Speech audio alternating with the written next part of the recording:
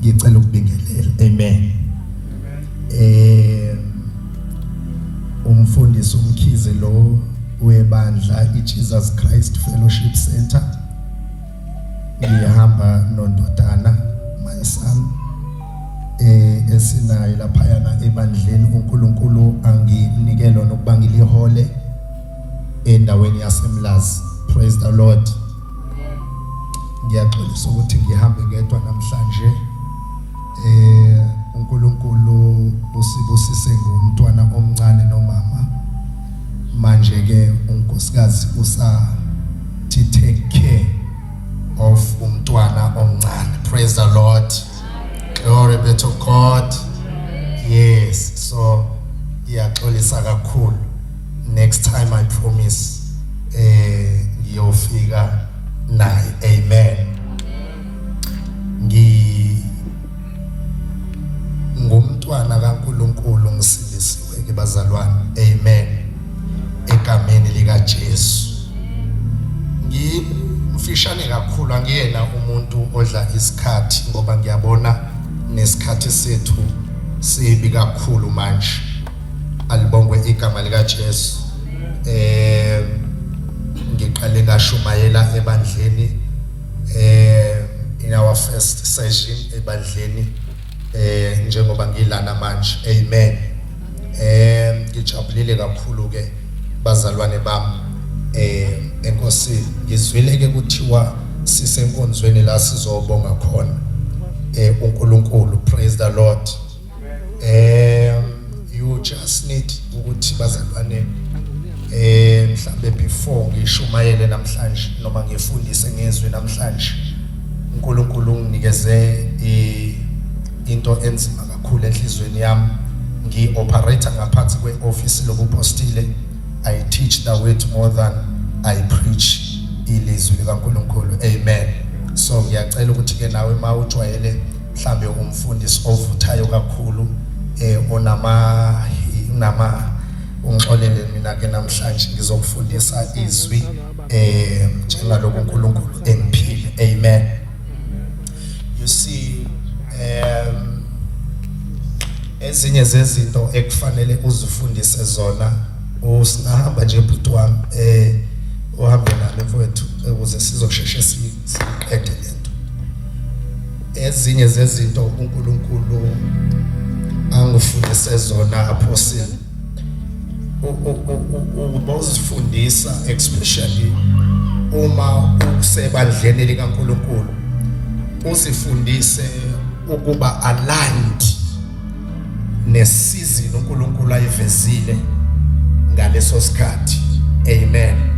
Very important that you align yourself with isizini uNkulunkulu ayivezile. Ezinye izinto eyishabazalwane hayi ngoba bebengakwazi ukuthandaza, hayi ngoba bebengakwazi ukunikela. Ezinye izinto ezishaye abazalwane ukuthi uthe isikhathi la uNkulunkulu kufanele babusise khona, baphakamise khona, bafika be-disaligned. Praise the Lord. Now nansi ke into eyenzakalayo. For an example, umzekelo ophilayo njenganamhlanje sikwi season noma sisesikhathini la sibonga khona uNkulunkulu. Kungabe simbonga ukuthi ukhona sinike kona kulonyaka, ngabe simbonga ukuthi usigcinile nemindeni yethu kwaze kwafika namhlanje. Silana ngoba isizini uNkulunkulu ayivulile kumuntu wonke ukuba asondele azobonga. Glory to God. Now there's this era ke engenzeka ukuthi uNkulunkulu evule a portal of thanksgiving, or rather a portal of isizini ethize, bese ungazala naleyo season.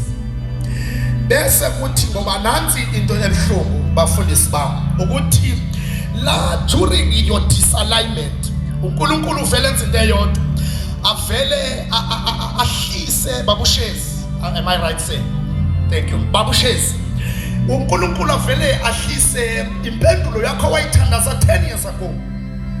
Ayehlise lempendulo yakho, ayehlise in a season of disalignment where you are not aligned with the season that God has revealed ngaleso sikhathi. Ivele yabona ke whenever the answer isehla.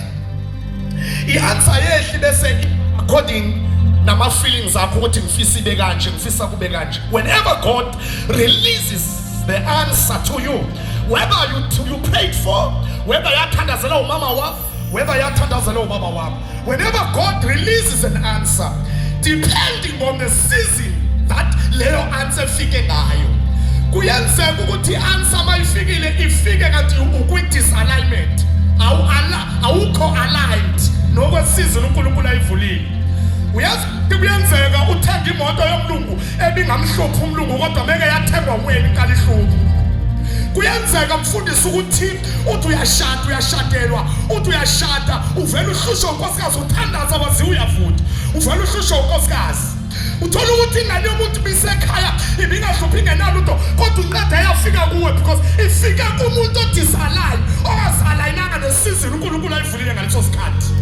So i-answer ayizi ngokuthi wena uba wena ukuthi ibe njani noma kube kanjani. I-answer comes when you align to the season of the Lord. Uma ifika nje i-answer align iba according to the purpose of God pertaining to your life.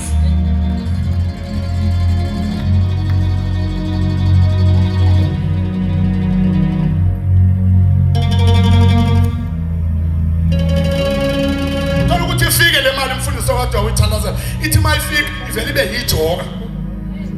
Uthi le mali bengifuna ukwenza lento kanti mayifika le mali ivele ifike ibe yijoka. Abafowethu siyayazi lento, sikhulekela abazalwane la baphume bahambe bangabi babe disalign. Sithi siyamemezela i-assignment kaNkulunkulu, sithi siyamemezela isizini kaNkulunkulu, babe disalign bahambe sebeyitholile imisebenzi. La mfundisi sibabeka izandla mabehamba bengaphandle ifika imisebenzi abayitholile beyitholela ezandleni sompostoli mabefika.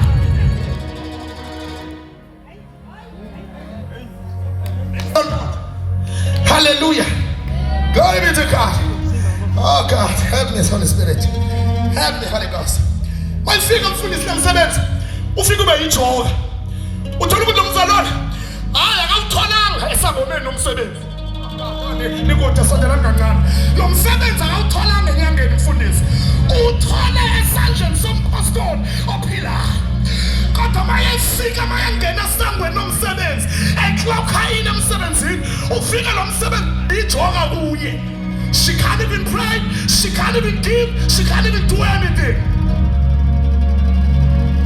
Kwenza njalo mfundisi umsebenzi ufike ekwi-disalignment. So into efika ukwi-disalignment iba according. Oh God.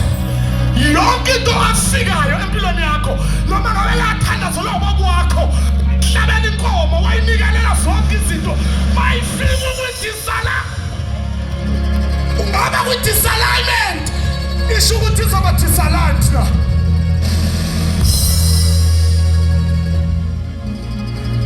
Hallelujah. Hallelujah. Find a job while you are still aligned. I feel I can tell abazalwane bakwelibandla ukuthi ilwenenu abazalwane alignment. Can I say that again? Ilwenenu abazalwane alignment. Ngoba any blessing that will be proceeding, any blessing that will be attacked, kulomlomo walengekho, I promise you, izowenzeka. Kodwa ngathi ngenzeka while you are in your alignment.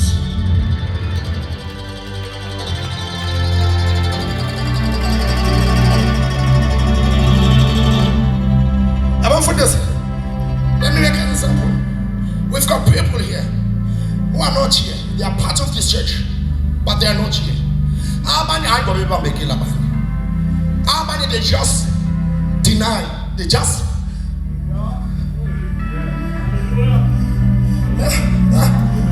not everyone who is so to begin a book. What I reckon I'm trying to put on your bunk. Abanye nje bayadelela nje abanye. Abafuna ukusaligna nesizini uNkulunkulu ayivulile ebandleni. And ke mfundisi into ezokwenzeka uNkulunkulu into emele abayithandazele while they are still in their disalignment. Fanele bathandazele ukuthi uNkulunkulu while I am still in this disalignment ungalethi lutho. Their prayer should be so. Ukuthi uNkulunkulu unganginikezi ngiyayifuna impela kodwa I am still in disalignment. Wait me God until ngisalign futhi nesizini yakho. Mfundisi usheza thina sakhulela emakhaya liyasidida ilanga lasebusika, ilanga liphuma ebusika, ngoba ngokwe nature noma ngokwe system yethu kusitshela ukuthi ebusika kunetha imvula kunengqele. Makuphuma ilanga, that is why your system make kwaphuma ilanga ebusika ubona siyagcwala amakliniki sonke. Ngoba manje lesi sinomkhuhlane, hayi umkhuhlane weCovid, umkhuhlane wokuthi kuvela ilanga ngesikhathi semvula, kuvela ilanga kuyenzeka abazalwane bami nikuthi kodwa kuyenzeka kufike ilanga wabazalwane nasebusika. Manje siyadideka makufika ilanga ebusika ngoba sikuthengelanga ilanga, sithengele ubusika.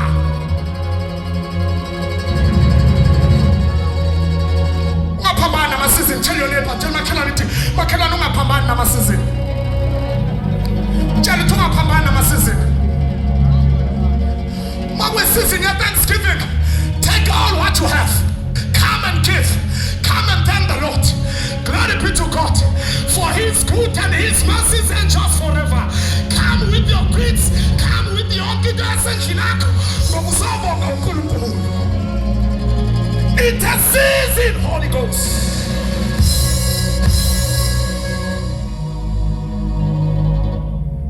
Ngoba ingxaki yakho, iproblem yakho, awuyazi uba i-answer yakho yofika nini. Nansi ingxaki, uphuma nje la ungagangana nayo, uphuma kwi-service ye-Thanksgiving, khayithi mayifika ifike kanti ukwi-alignment uphuma kobonga. Mandele khoda valiasa. That is why I'm saying, if you know yourself that you are in disalignment, kukhona ngakulalela ngokuphuma emlomeni wenceka uNkulunkulu. Cela uNkulunkulu ukuthi uNkulunkulu ngiyaqala ungakwehlisi lokho afuna ukwehla phansi kwaleli khaya until me-aligned.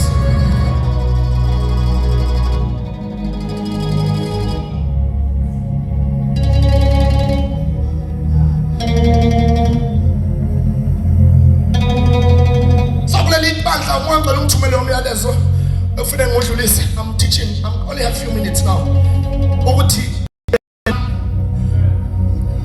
Prophetic Revival International Church, Luelan, the alignment. Luelan, the alignment. Align with the season that the Lord has asked. Align yourself. Akungabi khona iphikisayo, angabi khona othi angeke kwenzeke kanjalo, ngoba it's a season uNkulunkulu ayivulele thina so that azokwazi ukwehlisa, avule amawindi, avule iminyango through by the season. Ayibele emlomeni woNkulunkulu yakho. All right. Alignment. I'm about to close. And this should come, Baba Nene, this should come because God has granted us umusa when we are the apostle. I'm not here to preach on apostle. I'm here to talk to you. Now God usikrese with us a person. You know how important it is ukuba nenceku kaNkulunkulu, ukuba nomfundisi wakho. You know how important it is. Look at the Bible. Let us go to the Bible, the book of chapter number 5. You see, there we found a man obehlele ngaseqhibini, ngiyamkhumbula la Bethesda, right? The guy was around there in a civil for 38 years. Noah ekufanele ncedile. I'll tell you something about the power efihliwe kulo muntu. Now this man is looking for help, but no one who is assisting. Akekho umsizayo onceda. For 38 years uyababuka bayangeniswa eqhibini baphume bephilile, kodwa yena isimo sakhe usahlelela. Ukalana. Then Jesus come. My ufika le ndoda ilele. Uthi kule ndoda, "Hey mfondini uhlaleleni kulena?" Uthi, "Hey, akazi nokwazi uba uthetha nabantu. Andinamntu ozongifaka." I'm just paraphrasing because of my time. I want to get into my anchor. I do not have anyone ozongifaka echibini uma nisanyazanyiswa ichibi. And now Jesus is saying, I want us to take this slowly. The situation of this guy, right? The situation of this guy exceeded ukuba ngasizwa inoma imuphi umuntu. Point number one. Point number two. Ingxaki yalomuntu ayisadingi nomthandazo. Uba uzomema abantu uthi nizozothandaza nithandele le ndoda uba ingangena echibini iphile, le ndoda inkinga yayo, ingxaki yayo ayisadingi ngisho umthandazo mpostolone. Ngoba iproblem yale ndoda isi-exceede yaze kwafika ngisuJesu. Isekule nkinga. Zawuziva bazalwane manje akangizwa ngizamziva mina. Ndizawundithanza. Inkinga yale ndoda has exceeded. Niyayazi inkinga uthola ukuthi yabona le nkinga ayisadingi ngisho umthandazo le. It has exceeded from the power of prayer. Le ayisadingi nomthandazo. Le ndoda yayisisenkingeni enjalo ingasadingi nomthandazo ukuba isukume la. But the Jesus wayibamba kwelikamoli uJesu. Ukuthi I don't have to pray this man. This man inkinga yayo ngisu-38 years. Le ndoda le iproblem yayo has exceeded ukuba ngayibeka isandla. It has exceeded ukuba ngayithandazela. Now I need to do one thing now. Engafundiswa yona ekhaya. I need to put a judgment upon the situation of this guy. The challenge of this guy has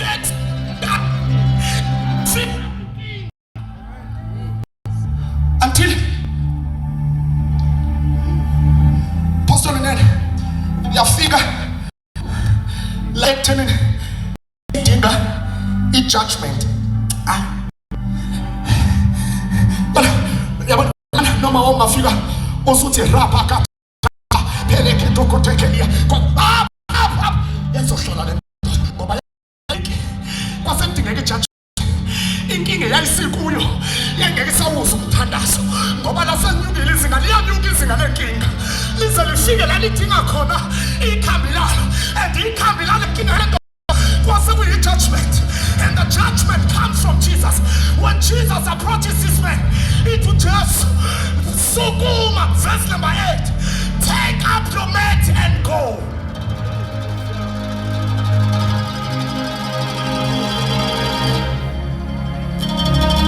Manini, hayibo, for 38 years, ngempela, ngokuthi nje sukuma, athi ngiphinde.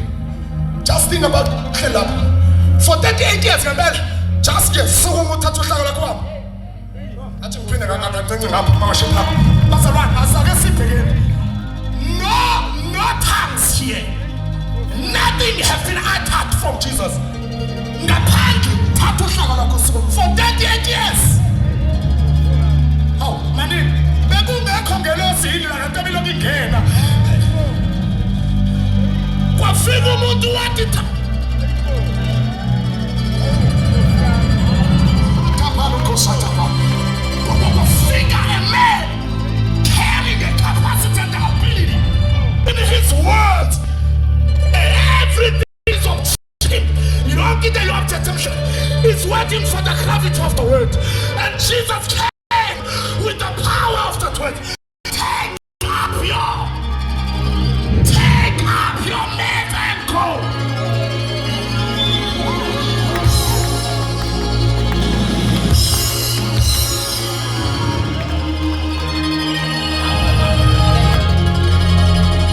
Take up your mat and go. Take up your mat and go.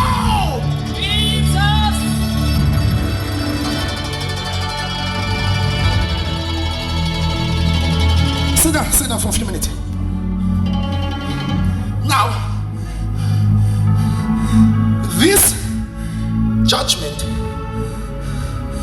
that came with Jesus. Wadlula uJesu emaqakaleni ayo, wadlula emadolweni ayo kuba ngabe namandla, wafika kwinkinga, wayicheck uYesu ukuthi ayisadingi ngisho umthandazo lo. Ngiyavumeka Lazaro yathi ukuthi ngikhulume ngixhumane noBaba, le ayisadingi ngisho ukuthi ngixhumane noBaba. I need to put a judgment.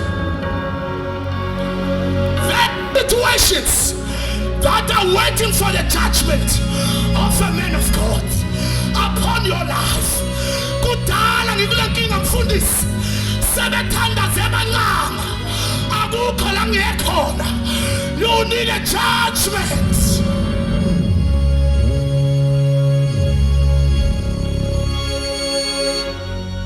Can I tell you something? Isigebengu sibanje amaphoyisa kodwa ungene ejele ewesivili kudingakala ijaji.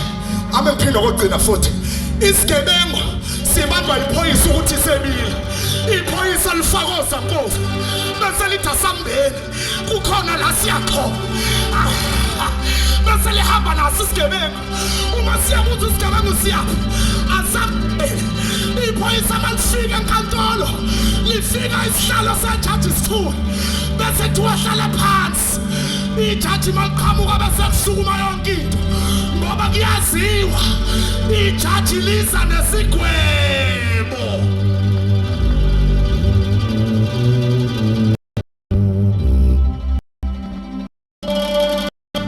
Yabo malingani ijaji, all court kusho osenkantolo, all court rise. Kisukume lingene ijaji.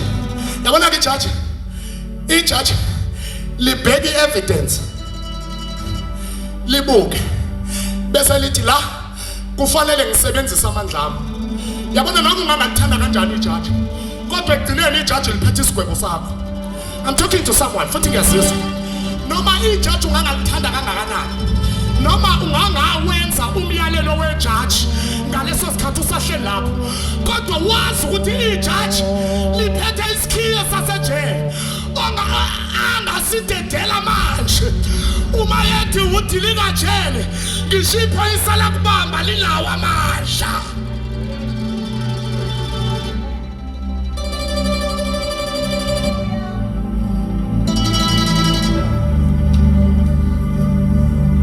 Situation of this guy, yafika la kufunakala khona ijaji elizohlala esihlalweni bese right now this person will go, shall walk. Rise up, take your mat and go. Wathatha uhlaka lwakhe, angazi aqinani namadolo, angazi amaqakala aqinani, kodwa ngiyasola immediately khuluma lamazwi ukulomfanya lo mama kwathi senginabo ukukhona lo mfana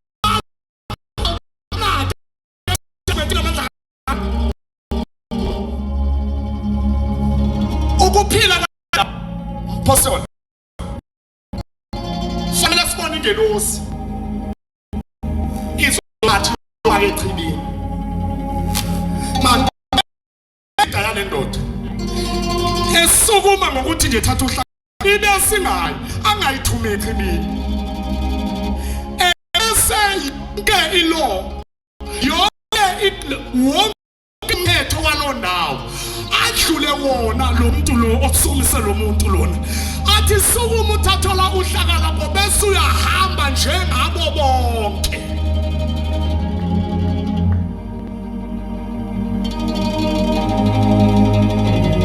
Ngishiqhini ngisho uvaselina lo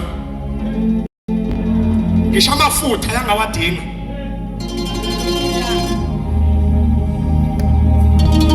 ngoba sihola abazalwana abanjalo, sihola abazalwana abanjalo mfusoni. You declare a judgment, umuntu leyo judgment angayibamba athatha uthi uyezwa next Sunday akekho konke ubeke kuphi, ubeka de kumprofeti uSibambana. amanzi. For he doesn't understand the capacity and the ability from the man of God, from his or her leader. Glory be to God. Glory be to God. Glory be to God. Shout hallelujah. Yeah, there is a judgment. Kwatambuza ukuthi unankingani. Kwatambuza ukuthi unankingani. Kwatambuza ukuthi unankingani. Shanda la baba kusela. Yela baba kusela.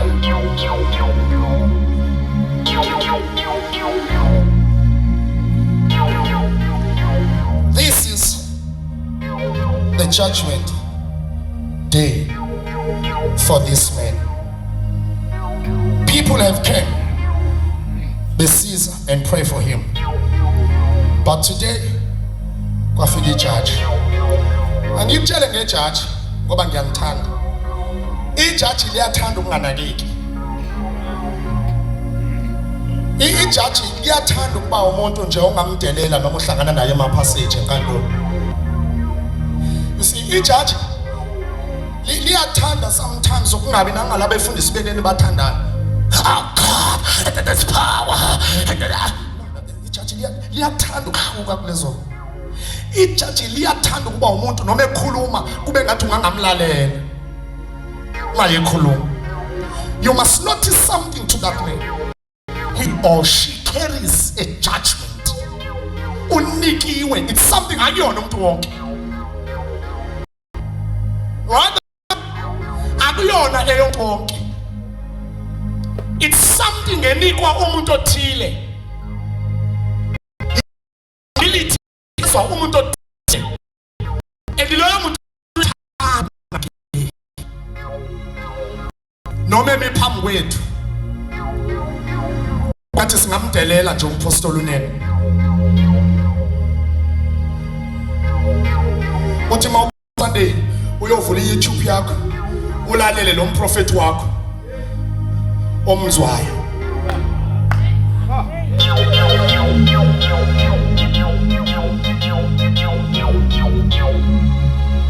Bese niyahlangana nabangani bakho enikhona nabo la enkonzweni. Bese nithumelana le YouTube isihloko sayo salentshumayelo. Sisi ngiyacela ukuthathe nehle futhi. Sisi ngiyacela ukuthi ulalele lentshumayelo le ulalele lo mprofeti. Kodwa ngesonto bekathi mina umpostoli emile ngezwi lilodwa eqhaqha impilo yakho. Ekubusisa ngamazwi kaNkulunkulu. Kodwa wena sawulele embhedeni sawuthumela nabangani bakho eninabo la enkonzweni.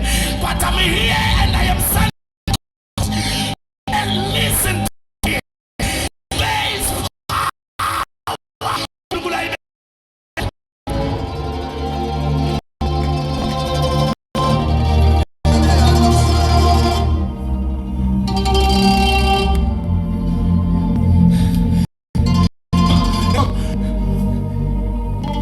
Ude uthandazela umuntu nje engayazi uholayo umthandaze uduqoshe kuba mina ngiyathandazela umuntu avuke umthandaze umpostoli elita ephakwena you are under his grace and covering you see, let me tell you this, any performance ongayenza from here uyakhaya, any performance, anything ongayenza, it is within this grace. It is within igrace uNkulunkulu ayibeke kumpostoli. Ngithi noma ungathandazela umuntu manje aphile, it is within the ability of the grace upon this man of God. Awuthi mphindi anything ongayenza emsebenzini ungathandazela umuntu ayekugxotshwa, it is not within your capacity, it is within the capacity of the grace that God has laid to the apostle. Amandla nodumo lonke aliye kuye.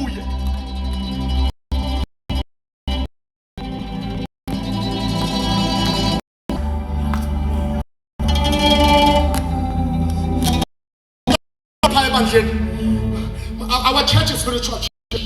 We've got prophets in our church. Because they've got this garment, they've got mental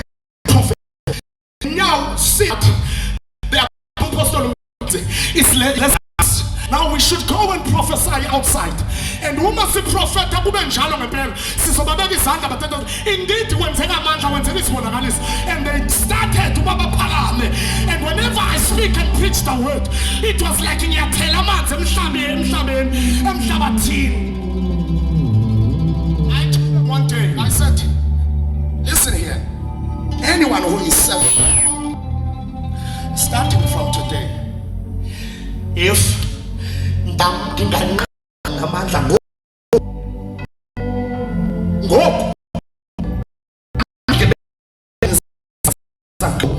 nibone uba angendaweni ezininzi zohamba ngoku niyobabeka izandla babili ngathi